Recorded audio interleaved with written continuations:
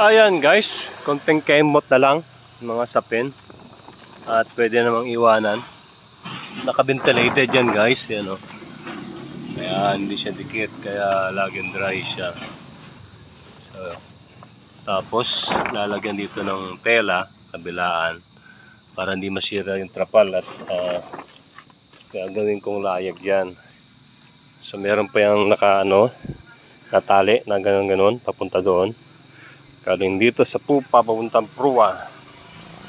So yan, yung mga tali na yan dito i-adjust parang ganito. Yan, dinamihan ko na rin to para paglagyan din ng mga kawayan. Tapos yung tali pagsisecure dito. Yan. Para once na nagbagyo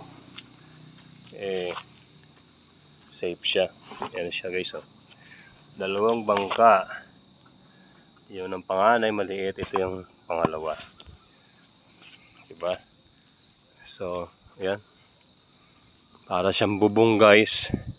So, hindi may i-stuck yung tubig. Yun lang guys. Yun. Shoutout sa magina ko. Master Clip, Master John Procopio. At Master D. Masora. Yan, shoutout at sa asawa ni Burutoy. Shoutout sa iyo, Star Sender. Thank you very much.